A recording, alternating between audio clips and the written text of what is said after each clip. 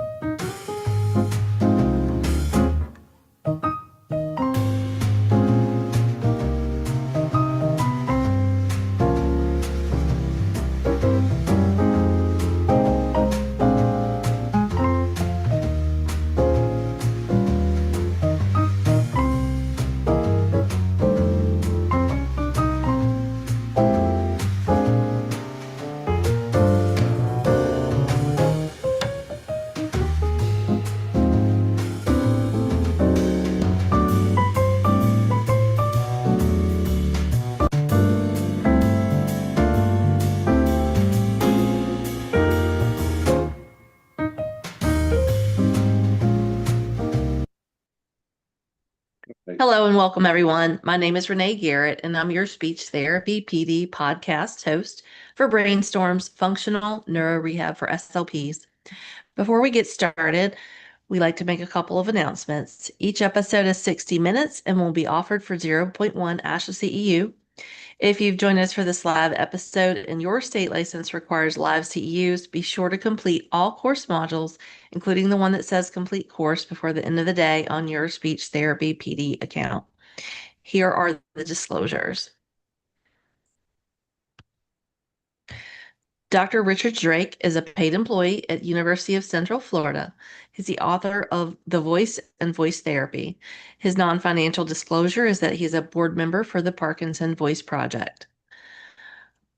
I am the founder and owner of Brain Bridge Connect, LLC, and I do receive financial reimbursement from Speech Therapy PD for this podcast and other presentations.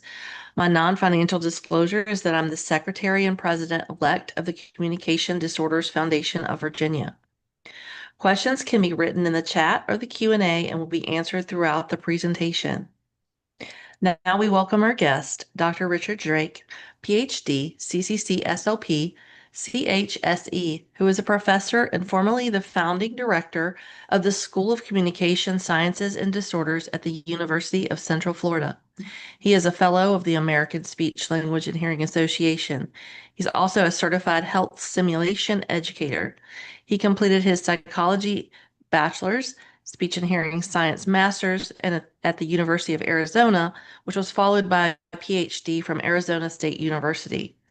Before his tenure at UCF, he spent 17 years at the University of Arkansas for medical sciences, teaching and researching medical speech language pathology and healthcare simulation. He is the co-author of over 70 peer-reviewed research articles, 125 conference presentations, and a leading textbook on voice, the author of a leading textbook on voice disorders, The Voice and Voice Therapy. His research spans voice disorder treatments, healthcare simulation, and health communication. A dedicated clinician, Dr. Zraick's extensive clinical experience enriches his teaching, blending academic insight with practical expertise. That's one of my favorite things, practical expertise and academic um, insight. So thank you so much for being with us, Dr. Zraick. Welcome. Thank you, Renee. I'm happy to be here and excited to talk to you about a topic that's very important to speech language pathologists. Yeah, and it's a topic I'm also very passionate about. Before we get to the meat and potatoes, if you will, I like to start the podcast by asking how our guests came to the field of speech language pathology or speech language hearing sciences, as many people are calling it these days. I just find that it gives us such an insight on why so many people are so passionate about their work and the topics that they choose to research or be competent and passionate about. So tell us about you.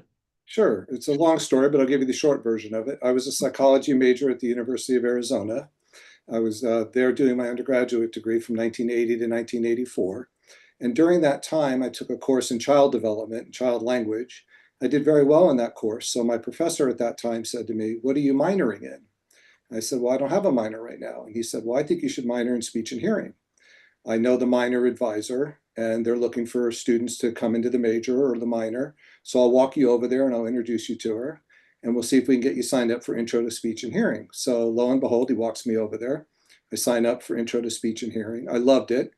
It was taught by a variety of faculty at the University of Arizona, all who were very esteemed faculty who eventually went on to get ASHA honors, every one of them.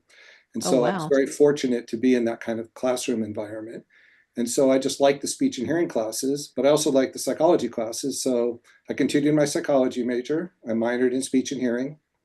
Then I went in one extra semester to finish out my prereqs for graduate school for speech pathology and decided to go for speech pathology. So I continued at the University of Arizona.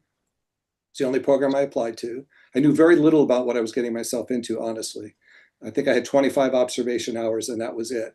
But once I got into graduate school, I just loved it and got very great mentoring and great clinical experiences. And so that's what I did. And then after that, I worked 5 years full time as a clinician. And then I went back for my doctorate at Arizona State University. And I was in the very first class of PhD students that they had, and got really good mentoring there. And so, from there, I went on to become a professor. And here we are 30 years later. Oh, that's cool. Yeah, I'm a second career SLP, so I I'm always thrilled to hear how people came in, right out of high school and got into college, and then they went into this amazing field because it's everyone's story is so different. We do have kind of a common thread, I think, of most of us who get into the field or got into the field are helpers. We want to fix things. We want to help people. We want to connect on a human level. So I think that is a great segue into what we're going to be talking about tonight, which is mostly about health literacy. So let's jump right in and talk about what does health literacy mean for speech language pathology as a field, and why does that matter to us across practice settings? Okay, well, I think a good place to start would be to think about what is the definition of health literacy, period. Sure. So the most Yeah. common definition that you'll read or hear about is the definition is that it's the ability to find, understand, and use health information. And that encompasses not only the patient responsibility to find, understand, and use health information, but also the organization or the system's ability to support patients in finding, using, and understanding health information. So it applies to every kind of healthcare interaction that one could have. And it doesn't matter if it's healthcare, so to speak, in a hospital, nursing home, rehab, or even in an educational setting. So it really applies across our disciplines of speech pathology and audiology as well. So more specific to us, if you think about the clinical interactions that we have, and I know you're an experienced clinician, there's so many times that we say things to patients and we fall into this trap of using medical jargon and Hmm. assuming that they understand us. And we don't really ever check to see that they do. We just assume we say it, they understand it, they follow along, they comply. And that's not always the case. And so when we have outcomes that aren't what we expect them to be, we oftentimes wonder, we say, well, maybe it wasn't the right therapy approach, or maybe I didn't execute the therapy correctly, or conduct the evaluation thoroughly. When in reality, it may be none of those things. It may just be that we did not communicate effectively with the patient. And so it really is germane to every interaction that we have with patients, from intake to evaluation to discharge to verbal interactions, written interactions, to the websites that we have for our clinics, to patient education materials, etc. Yeah, I think the patient education materials, if the people that have listened to the podcast, they hear me say this a lot, because I worked in acute care for 12 years, and most of our health information that was left at the bedside for patients that was hospital generated was written on about a ninth grade reading level. And we know that not all of our patients, particularly in the rural spaces that I've worked in, not all of those patients have an education beyond elementary school, and a lot of them aren't uh, literate to the point of a ninth grade, what we would consider reading level. And so it's not just about decoding the information, but it's also making that information accessible for patients with things like low vision, low hearing. Um, and I think that is, I love the research because it's showing not only our speech language hearing professionals and the SLPAs and our audiology teams, not just those disciplines, but it's showing physicians and it's showing nursing staff that our patients don't get that thing that you leave at the bedside and you don't even talk to them about. And you Exactly. brought up, different settings, and I think that's very true because when it comes to rehabilitation or even habilitation for that younger um, generation, like pediatrics and the teens and things like that, the kids that are coming out of high school and going into the transitional care, we're giving things to them and their families that often are not things that they can really utilize. Mhm.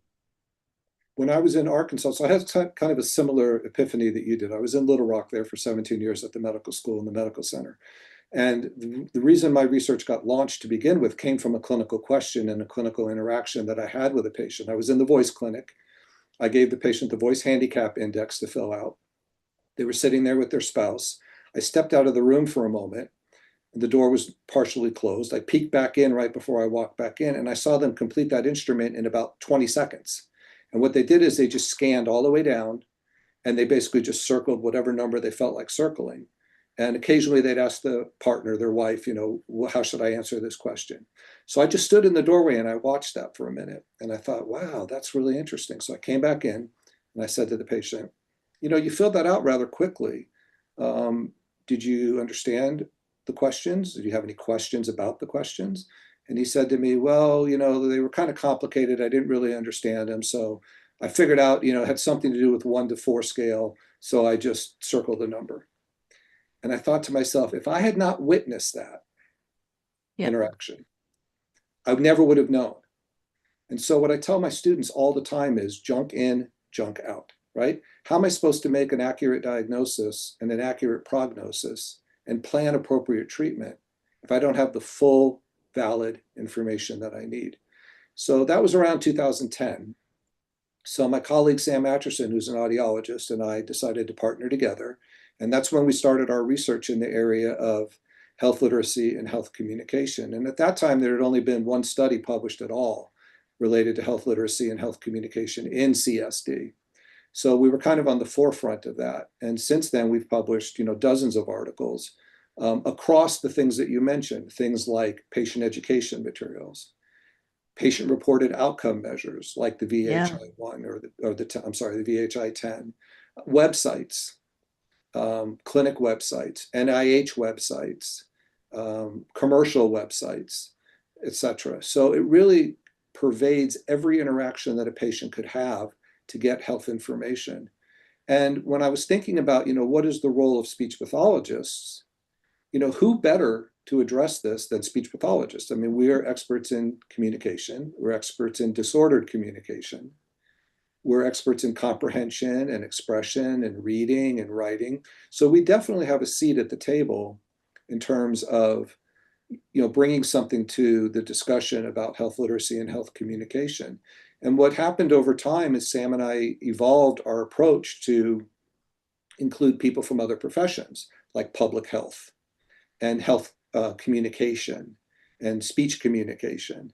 And so over the years, Sam and I and my former doctoral student, Bonnie Slavich, we've just been kind of forging this alliance, if you will, to really try to get the message out, both in the literature and at conference presentations and webinars, that we really do have a role, and I think a very important responsibility, to address health literacy and health communication.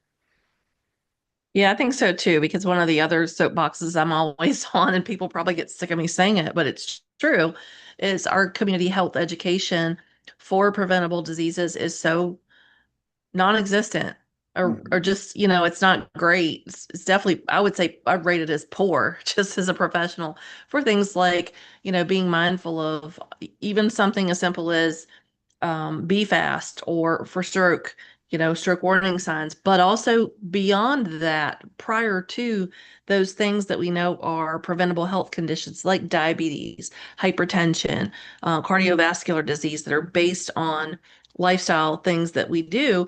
And, a lot of these organizations like the American Heart Association and the diabetes folks, they're doing a good job, but is it something that's accessible to everyone? And that's always kind of what I come back to.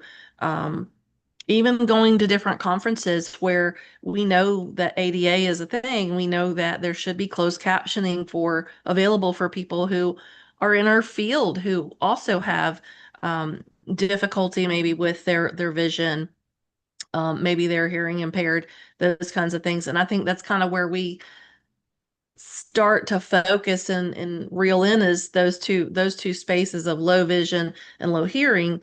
But then how does that translate into everything else that comes along. Mhm. And you mentioned the Because cognitive changes earlier. You worked with a lot of individuals with cognitive decline.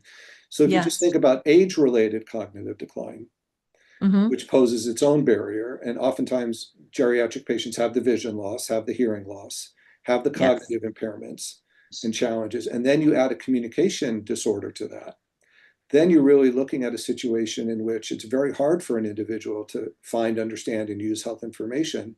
And so, really, the question boils down to, is it really a shared decision-making process?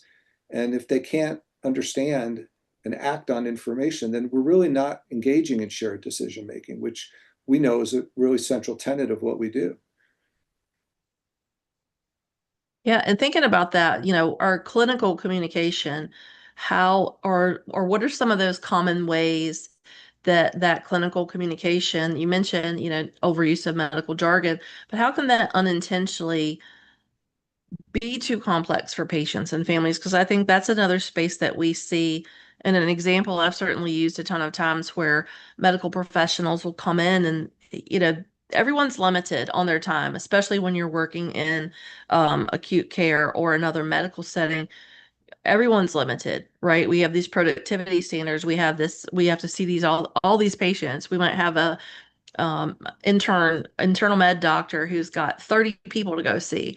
Um, and so, how do we kind of realize unintentionally that this is what's happening, this overuse of medical jargon or this unintended use of things that are just too complex for patients and their caregivers or care partners to understand?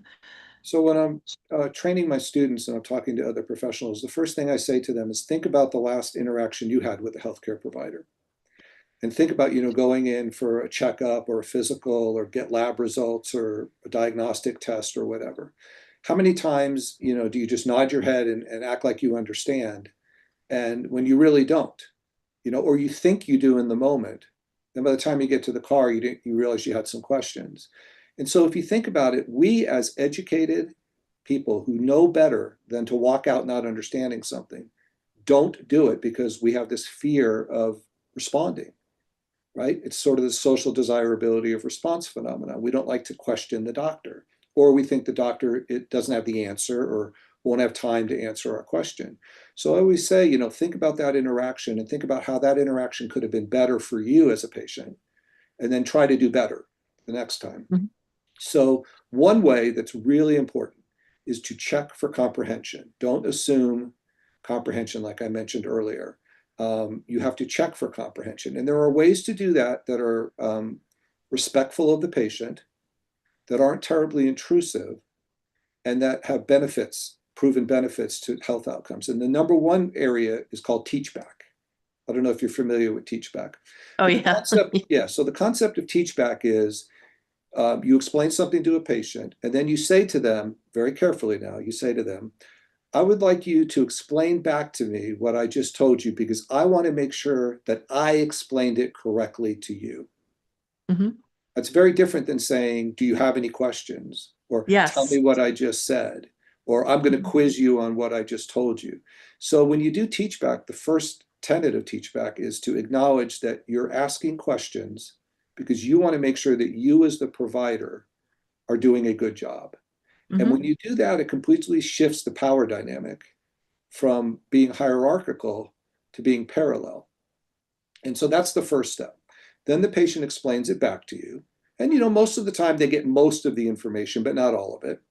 So then you say, you acknowledge that, and then you say, you correct them, but don't say, I'm correcting you. You just explain it again and adjust your explanation. And then you have them say one more time back to you, teach it back to you.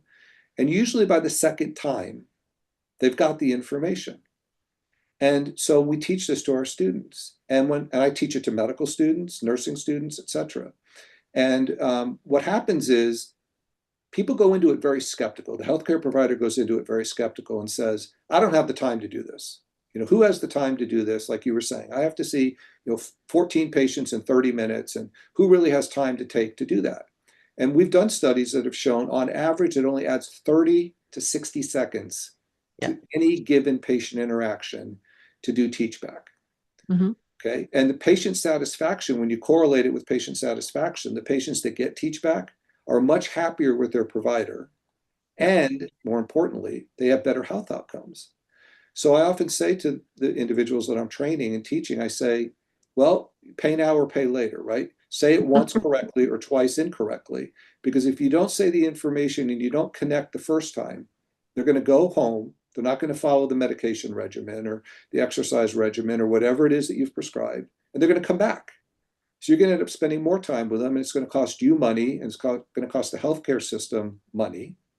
And so it's better to put a little extra time in at the beginning to prevent that from happening to begin with, right? And once people do it, they realize it's easier to do than they think. And it didn't Oh, take as yeah. long as they thought. And they see smiles on the patients' faces, and everybody's empowered. And it turns out to be a really great way to do it. So I'm a big advocate of doing teach back. That's the number one thing. Another strategy that you can use is to just limit the information you give to no more than 3 pieces of information. And there's a rubric called Ask Me 3. You can find this on the internet. And basically it is, what's wrong with me? What do I do about it? And what happens if I don't do something about it?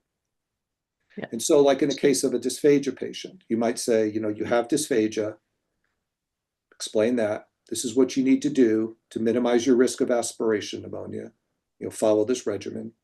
And if you don't, you have an increased risk of getting aspiration pneumonia. And if they can grasp those 3 pieces of information, what's wrong with me, what do I do about it, and what's going to happen if I don't do something about it, that's also a very effective way to communicate with a patient. So there are other strategies, but teach back, ask me 3, 5 steps. There's a number of them that you can find, on the NIH websites and the health literacy websites for the government. And all of those are very effective at bridging the gap between the provider's communication and the patient's understanding.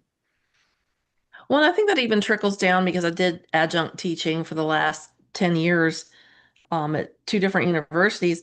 It trickles down to students, like you mentioned too, because our students often, even in graduate or undergraduate studies or PhD, whatever the studies are, often in our field, it's very rigorous, and they're also taking other courses, particularly in undergraduate, to fulfill university requirements that may not only be CSD courses. And so a lot of times I taught technical writing and clinical observations for seniors in their undergrad program who were getting ready to go on to graduate school.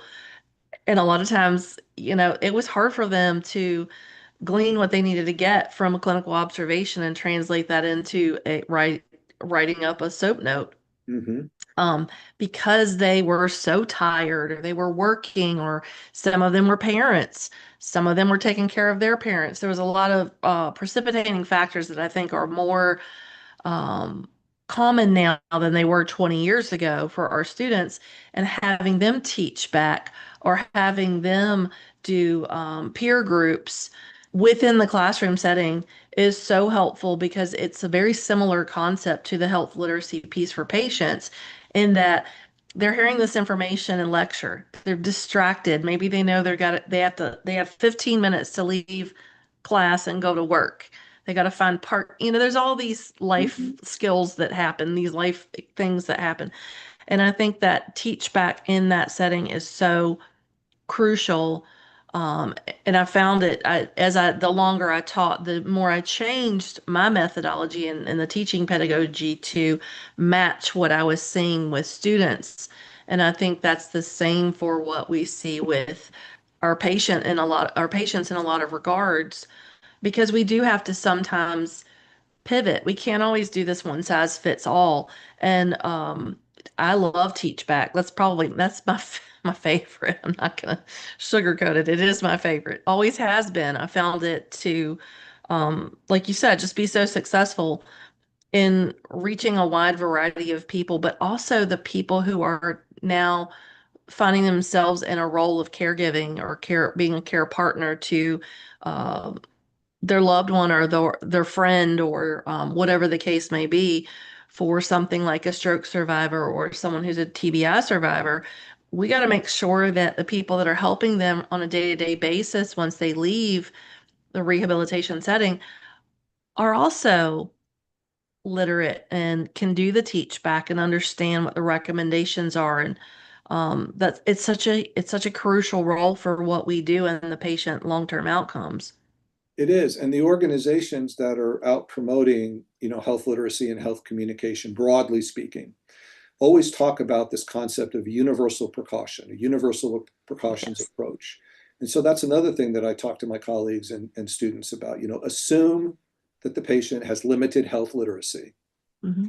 and approach them with that mindset, still in a professional, respectful manner, but Sure. don't assume they understand, right? You have to check for understanding. I mean, I've had physicians come see me for voice therapy that could tell me all about the larynx, but they had no idea how the voice was produced, right? Or they had no idea what this was involved in swallowing, but they knew the anatomy and a little bit of the physiology, but they didn't know it well enough to be able to have a common conversation about it that would help them, right? So it's not just the person who doesn't have an education or comes from a low socioeconomic background. It can also be a highly educated person. In fact, the literature shows that anywhere between 3 and 5% of college graduates have limited health literacy. So if you Hmm. just take a universal approach, I think that's the safest bet. Because I will tell you, in 40 years of being a clinician, I have never had a patient tell me voluntarily that they have limited health literacy. They've never said to me, Dr. Zraick, just before you start this conversation, I want you to know I have trouble understanding things. Never, right? And we're not good at recognizing it. Physicians aren't good at recognizing it. The literature shows that only 50% of physicians can even recognize one sign of limited health literacy, much less 7 or 8 signs of limited health literacy. We're no better at it. So if patients aren't telling us, and we're not good at recognizing us, that's a built-in recipe for communication failure, right? So it's our responsibility, not the patient's, to make sure that they understand the information. And that's been a big shift in the last, I would say, 5 to 10 years. Hmm. The focus always was on the patient. Well, health literacy is the patient's responsibility. No, it's not. It's partially the patient's responsibility, but it's mostly the provider and the organization's responsibility, because we have the means and the education to adapt, right? Whereas the patient oftentimes doesn't. So it really does fall on us to do this. Absolutely.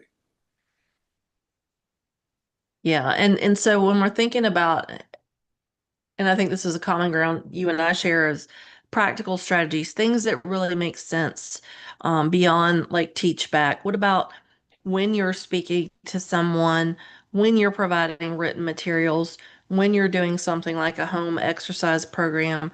How do we make that easier to understand and use? Right. So we're very fortunate that we live in the era now of AI, right? So this has been a big boom right now to the health literacy Yeah. research world and the clinical world. Sam and Bonnie and I published a paper 2 years ago in Perspectives where we talked about how you could use ChatGPT to improve patient education materials, patient-reported outcome measures like the VHI-10 or any of them really. And we're very fortunate now that you can put a patient education material like a brochure into ChatGPT, ask it to tell you what the readability statistics are, ask it to revise it to a 6th grade reading level, because that's the guideline now, 6th grade, 6th to 7th grade, and have it give you back something. Now, that's just a starting place, right? It's just a Right. quick way to do it. Whereas in the older days, we had to just figure it out ourselves and rewrite it. But now you have AI to help you do that.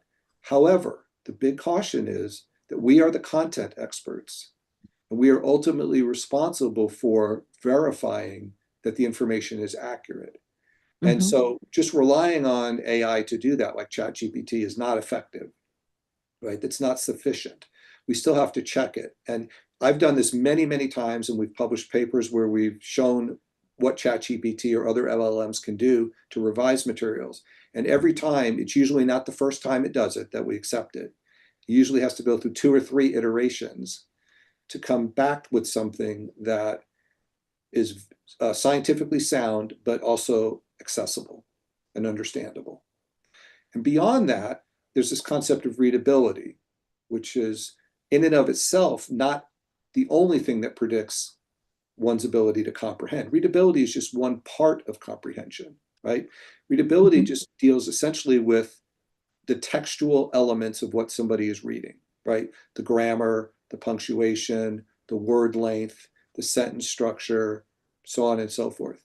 It doesn't take into account things like fonts, font size, font color, white space, headings, those kinds of things, page breaks. Mhm.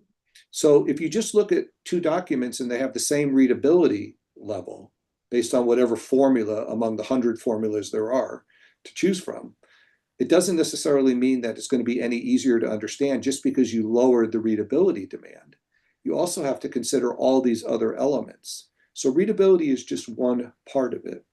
And so I like to caution people against just assuming that if you take something from a 10th grade reading level to a 6th grade reading level, that automatically it's going to be more comprehensible when that's not necessarily the case.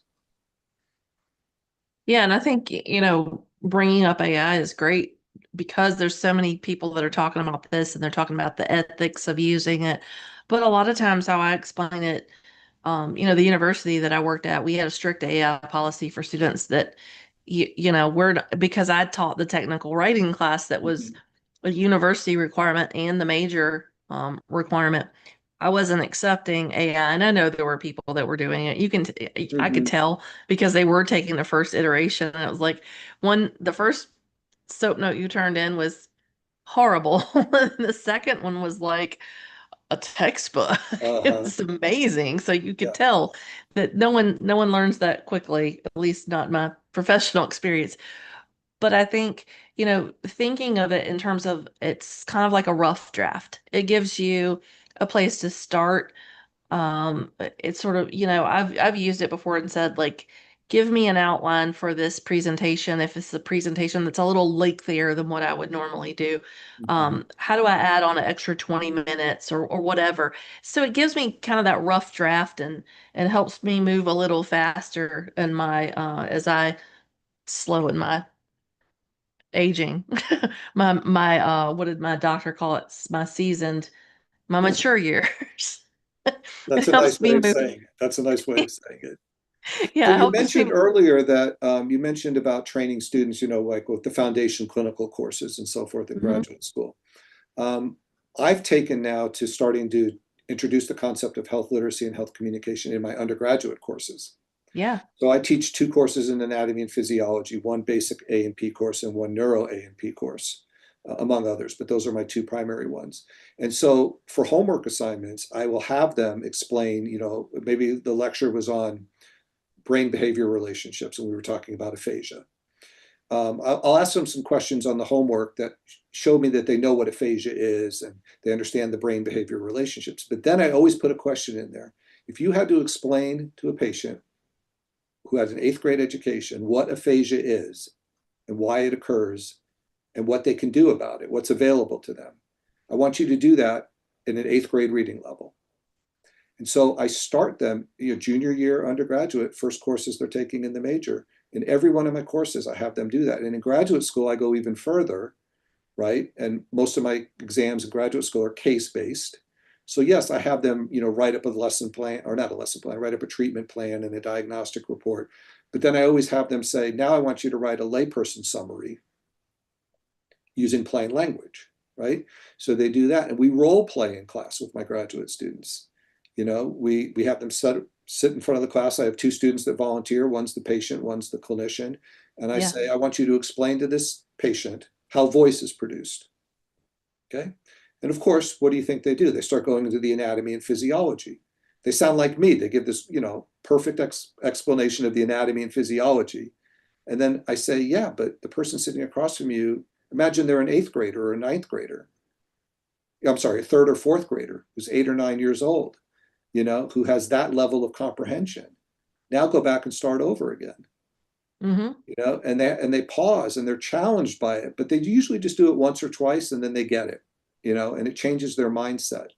So it's one thing to talk about it, it's one thing to model it, it's one thing to write research papers about it, but there's no better teacher than experience than actually doing it, right? That's the best learning Hmm. experience, is to have them do it. And I would rather they do it and fail when there's no negative side effects, right? No negative consequences. So a lot of my simulation research now and simulation projects are incorporating plain language and health communication into the simulations, because that's the perfect way to, test their skills. And again, if they fail, no big deal, right? It was a simulated patient, not a real patient. So there's just lots of ways that you can do it. It doesn't have to just be, one way. There's lots of ways you can approach the same problem across the Hmm. curriculum. Yeah, and I think too, you can do that even if you're for those who are CFs who are maybe they didn't have that experience in graduate school, but they can certainly do that with their colleagues. I was fortunate to have worked in an inpatient rehab hospital when my very first job, and that was one of the best ways of learning was that there were four SLPs, and my manager was an SLP, so we were able to really bounce ideas. Me as a new grad, a new clinician, I was able to bounce ideas off of people who had varying levels of clinical experience, um, from going to fees training to completing MBSs more regularly than you do as a student, to even covering. We had an LTAC floor, so the long-term acute care floor, going to respiratory rounds, going to wound care rounds. I mean, it was such a well balanced, just learning rich environment there. And if I hadn't had that, I don't think I wouldn't have been the same clinician, which is it's not necessarily a bad thing, but the point is having that simulation based experience where I can say, hey, this is what I think is happening with this patient. Can you give me a second set of eyes? Or I'm observing you doing this fees while I'm doing my training, and I'm not quite sure why you chose to do XYZ. I'm with you. I think that's always a much richer learning environment to have that practical application, see it, do it, ask questions about it, and learn. But having that is, like you said, as a student before it becomes something that could possibly be harmful or dangerous if you didn't have that same experience, is just it is a huge part of health literacy that I think we don't necessarily think of as that experience. I agree with you. One of the things that was the most rewarding for me when I was at the Academic Medical Sciences Center was, for example, I was in ENT clinic every Wednesday. And we had wonderful ENTs that were laryngologists that really knew not only laryngology, but they knew voice, right? And so I would listen to them explain to patients what was going on, from a medical perspective. And then they would hear me explain to the patients what could be offered to them from a therapeutic standpoint. And I noticed over the years that, I got better at explaining my part of it from just listening to how they explain their part of it, and vice versa. So it was sort of this osmosis, right? We were, like you were Yeah. saying, we were together, we were immersed in the same environment, two different disciplines, but related, same goal, best patient outcome. And so it was a really good relationship to be able to learn from others and then to learn from you. And then everybody, is on the same page. And then we have very good patient outcomes. And so I always say, we know a lot, but we can always learn a lot. And it Hmm. doesn't necessarily mean we learn it from our own colleagues and our own discipline, which is why Sam and Bonnie and I, have really had this focus to bring others in from other disciplines, even outside of clinical disciplines, so that we can get a broader view of what communication is, to be able to get a more complete picture of how to do this, not just a clinic centric or speech centric or audiology centric approach. Yeah, and I think that for me, that was probably one of the things that was kind of, I won't say missing in my clinical experience, but was definitely different when I finally, I think everyone has a different learning experience, but when all of those pieces and parts started clicking, right? Because you mentioned anatomy, we take Mhm. this, I did general A&P, and then we did a neuro A&P and a head and neck A&P. And I was like, okay, this is just like stuff I need to memorize and spit it back on a test. And Mm-hmm. until it started clicking when I was seeing patients with actual communication and swallowing disorders, it was sort of this disconnect of you learn this piece and you learn this piece and you learn this piece. And how is that all related when it comes to the patient?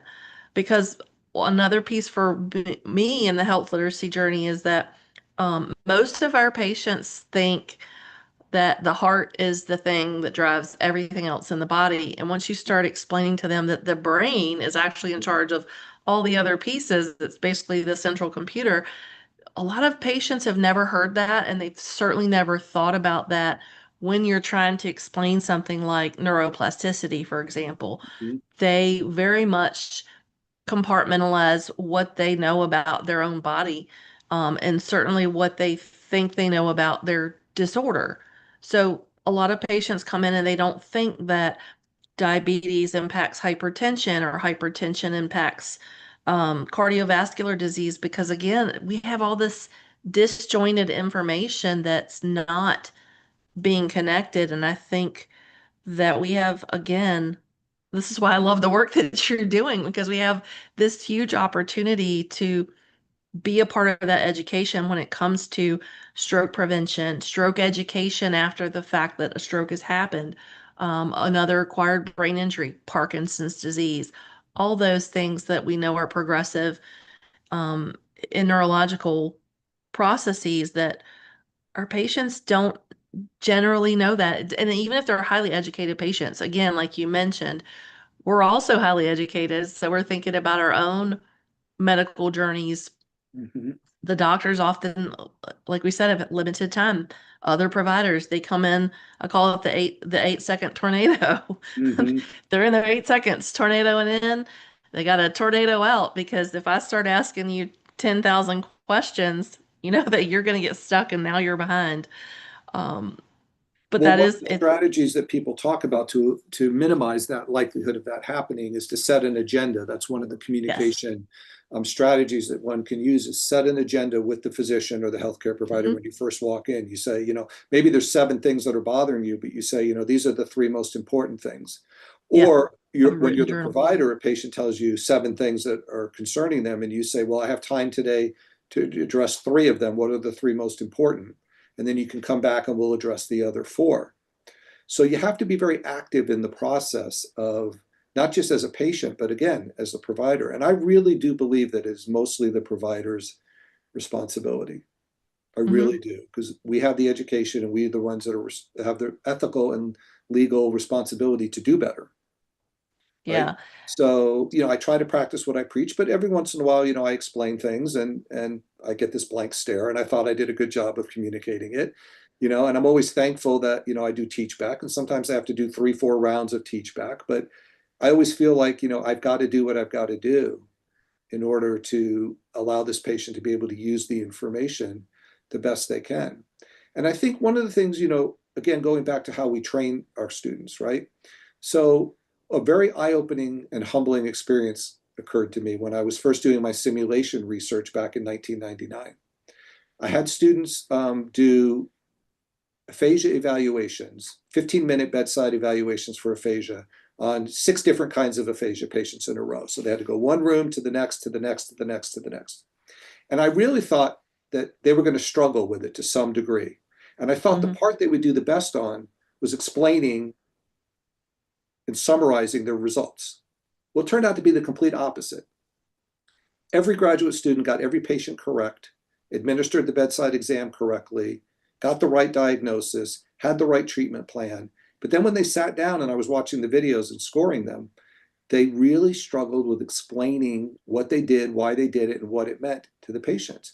And I was shocked. And when I thought about why was I shocked, I was shocked because I assumed because we're so verbal, people that are verbal tend to go into speech language pathology, and we have a facility for using language, that we would just be naturals at doing it. And it turned out to be completely not true, right? So it's not a natural, it may be a natural skill to be a communicator, but it's not a natural skill to be a health communicator. Yeah. That is something that has to be developed. It's not a passive process, in my opinion. It's an active process. And the sooner we start it, the better. Yeah, I think that's very similar to active listening. We're not we're not good at listening until we really take a step back and learn how to be an active listener so that we can be more present in answering those questions that patients and their families or care partners have, uh, because we want, again, we want to fix it, right? We want to get in, give the information and do the thing. And it's funny that you mentioned the set the agenda. My husband has a medical provider who the very first appointment he ever had was very thorough, and then the next one they said, well, he will have time for one question. So make sure that you prioritize which question you want to ask, because he always says, I have a couple questions. They're like, well, he'll have time for one. Wow. So it's like, Wow. wow. And that's tough because when you're, it's a specialty provider, you probably do have, and we're specialty providers, right? Right. We A lot of times people do have more than one question. Um, so even when I'm thinking about, especially when I went from acute care to outpatient, what I would tell patients too is to, if it's someone who could write a question down or they had someone who could write the question for them, go to your provider with something prepared. Because what happens is when you get the 8-second tornado, you're going to be overwhelmed. It's going to make you a little anxious. And if you have a communication disorder, we know that any emotion takes you away from your ability to accurately communicate. Now we have the beauty of being able to do a voice memo in our phone, Hmm. for people who have the ability to, like, I text things to myself sometimes. Hmm. I'll have this like brilliant idea when I'm getting ready to go to bed, and I'm like, well, I'm already upstairs. I'm not going back down to write it down, so I'll text it to myself. We have the ability with technology to do things like that, and even if it's someone who's an AAC user, they have some ability to do some of those similar things like talk to speech or text to speech or whatever that is. I said talk to speech, talk to written communication. And so we have this beautiful world of technology, which kind of borders on the AI trend, where we can do things like that, and our patients can do things like that. Our younger patients who are 45 and under, they've had technology for a very long time. Email's been around for a long time now, so there's things like that that they can do. I have a patient right now whose husband is using a feature in her electronic health record to communicate with providers because he can't get them to call him back. Hmm. So again, I think all of those things are part of the health literacy model of what tools and technologies are available to you as a patient, but also as a provider to communicate better with your patients, but also with your colleagues. Well, I think it's important too that we broaden our idea of where we're providing this information, right? It's not just in the medical setting. I mean, you and I are, very medically oriented, right? But my Right. wife is a school speech language pathologist, has been for 27 years, and she sees lots of kids who are medically challenged, but she also sees kids that are the more traditional type of kids that you might see in a school caseload. Even in that setting, she has to be a health literate communicator, Yeah. right? Because if she can't explain things to the children or their parents, then again, you don't have good outcomes, right? And so a couple of years ago, my colleague Linda Rosaluga and I, Linda is the president of VASHA right now, we Hmm. did two studies looking at the IDEA procedural safeguards for speech language pathology, right? And so we looked to see how readable are those IDEA procedural safeguards. And as you can imagine, because it's a legal document, not readable at all, right? The first study we Yes. did looked at the English language ones, and they were written at a level that you would essentially equivalent to a Harvard law student would have to have an education of a Harvard law student in order to be able to comprehend the document. Then we did it looking at the Spanish materials, no Yep. better, right? So now you have a situation where you're a school speech pathologist, you're in an IEP meeting, you're giving these procedural safeguards document, you're asking the parent to sign off on services. They're not reading it, or they're glancing over it, or they're asking you to explain it, and you don't explain it correctly or completely. You're then in a real legal bind, right? For getting those services denied, or having a complaint filed, or being out of compliance. and so on and so forth. So it isn't just for the medical, so to speak, speech language pathologist. I don't really even like that term, but I know people use it. It's also for any speech language pathologist or audiologist, regardless of the setting that one works in. So it's universal to everything we do in CSD, regardless of whether it's a medical patient in a hospital or a student in a school. Yeah. And again, it's even amongst providers when you've done a lot of work with the voice, for example. And uh, when I was an outpatient, I got a lot of referrals from our otolaryngologists for voice patients. I'm not a voice therapist per Mhm. se. A lot of my voice patients were people with LPR, so I was very comfortable with that because it fell into the swallowing realm for the experience that I had. But being able to effectively communicate to get people referrals, the services that they need, because again, how many have you, I'm sure you have, if you worked in the hospital or like you mentioned, your wife in the schools, she's communicating with administrators too, who are making or breaking these kids' ability to access services.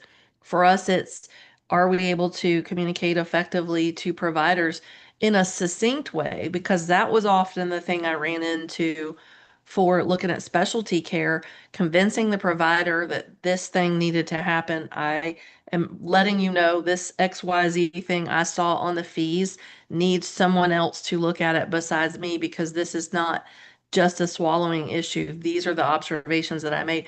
Being able to communicate that, they're going to give you a hot 30 seconds, if Mhm. that, to read through that information if it's written, or if you leave a voicemail that you want them to call you back. You got to convince them in that short amount of time. And I think um, people don't necessarily relate that to health literacy. They don't necessarily relate the ability to communicate um, efficiently as a health literacy piece, but it truly, to me, in my experience, has been.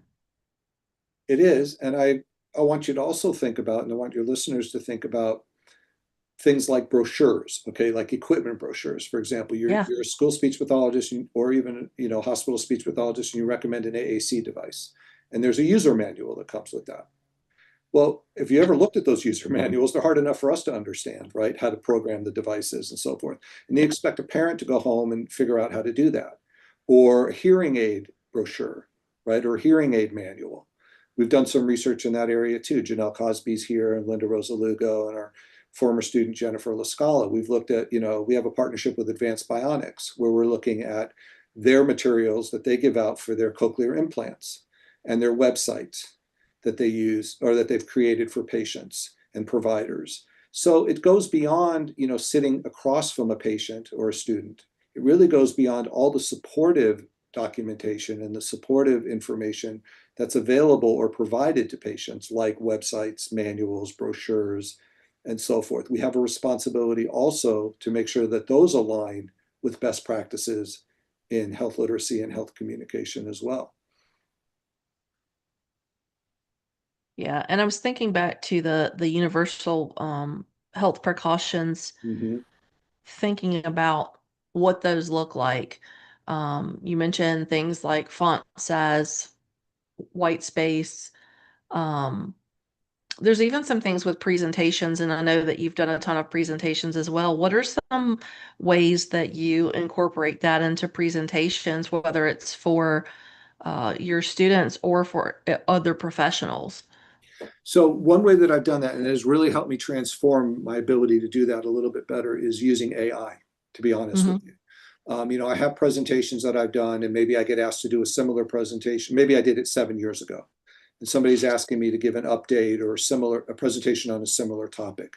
What I've done is I've put in my old presentation, and I've asked it to basically act like an instructional designer and give me some feedback on whether or not that presentation connected with the intended audience for the amount of time that I had and what my core message was intending to be. And usually I'm close, but not there. And so it will give me advice about, well, do this or resequence this slide or put less information on each slide or add a visual, those kinds of things. So essentially what I've done, what it's helped me do is revise my presentations to be a little more tailored than I would have been able to do otherwise. So it's basically like a super editor, right? And a presentation coach at the same time. And so I think that that's important when we're giving presentations. Let's say you get asked to speak to the stroke support group in your community or the Mm-hmm. laryngectomy support group in your community, um, and you want to give a presentation. Well, as an academic, your default is going to be sort of to present something like you might give as an intro to speech and hearing course. But that's not who your audience is, right? They're lay people, and you have to assume they have limited health literacy. And so you have to tweak that presentation with the intended audience in mind. And every step of the way has to be purposeful in connecting with that audience. So that's a presentation correlate to what we do when we sit in front of the patient, right? So it's the same concept, it's just how you apply it. It's the same approach. It just depends on who you're applying it to and how you're applying it to. What's the method of delivery? Yeah, and I think that brings me to kind of more, it's not probably, yeah, we're kind of getting close to wrapping up, but I'm thinking about cognitive load, and we didn't touch on that yet. But thinking about the cognitive load that our patients are enduring, and and you can even talk about this from a student perspective, but we touched on it a little bit without calling it cognitive load, but we Mm-hmm. see that a lot with our patients and with our students, that cognitive load can really reduce their ability to perform well at a high level at all times, right? So Absolutely. anything else that's compounding that, like fatigue, stress, all that, I think is really something that's a barrier to understanding for a lot of people that, again, is kind of left out in the conversation. It is. And I think that affective load combined with the cognitive load is really where the breakdown starts to occur. And when we're delivering the information, we have to be really sensitive not only to the cognitive load, but to the affective load.